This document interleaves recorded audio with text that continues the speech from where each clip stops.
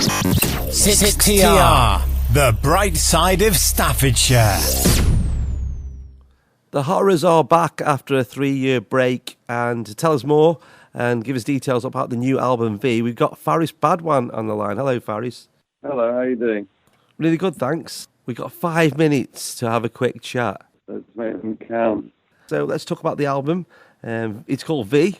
All the details have been released this week. Can you tell us when it's going to be out? September it's out. Cool, I can't wait. And obviously there's going to be some big gigs to promote this. Oh yeah, I hope so, yeah. We're quite lucky to have the single Machine given to us a little while ago, and it got some good reviews in the press. Were you happy about that? I'll be honest, I haven't really had any time to look at any of the reviews. I'm not, I think, I don't know, people always claim they don't look at reviews, but I think, sometimes I look at them when we first release a record, because I'm interested to see, sometimes like hearing what people think about a record or how it comes across to them when they're hearing it for the first time. It's interesting because they're hearing something completely different to the record, to the thing that you're kind of too close to, and it helps you put it into perspective. But I haven't had any time yet to see how. I know it's been, people seem to really like the track, which is cool, but I haven't really had much time to read about it because we've been getting everything else ready. In the press release for the album, you said it was a bit of a risk. Is that because it's different than previous albums? Well, I mean, I think they're all a little different, but I guess it's a risk in that we wanted to challenge ourselves to, I don't know, there was a certain kind of aggression and energy that we wanted to put in there that we hadn't had for a little while. So maybe, I guess it's a bit challenging in places. Is it scary to come back out with the Horrors after a bit of a break, or did you just jump back into it?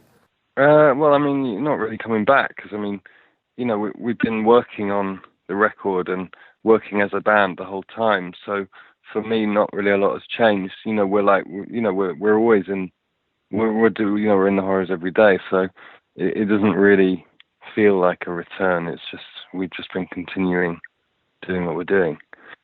But yeah, I don't know. It's not really, I guess I don't really experience things like that. It's not, yeah. The Horrors have been going for 12 years now. It's 10 years since Strange Hours and 10 years since you appeared on the Mighty Boosh. Where's that time gone? Yeah, time flies. It really does. And do you think the music industry's changed quite a lot since you first set out? Yeah, for sure. I mean, 10 years is a long time, whatever decade you're living in. But I think, yeah, hugely. And I think, what I can't believe is how few bands are still around from when we began. Yeah, the guitar music scene's changed quite a lot. A lot of club nights have disappeared, and loads of bands, like you said, have just gone to the wayside. But it's great to see that you're still going. You must be really happy about that. Yeah, I mean, but I think, I don't know. I don't really spend a lot of time thinking about it. I mean, I think about how bands aren't around for very long, but yeah, I don't know. Beyond that, I can't really say. I don't know. I mean, yeah, that's the way things are. But I think now it's actually I think there's a lot of reasons to be excited about the way things are at the moment. Even if it's more transient than ever before, and things are liable to change, even faster. I think we're actually kind of, after a period of maybe music being a little bit boring, I think, and the creative landscape being a bit dull, I think we're actually reaching a point now where there's loads of exciting things happening. The media like to pigeonhole bands. Obviously, the Horrors, they had a problem with from day one. Do you think the new album will still give them the same headaches?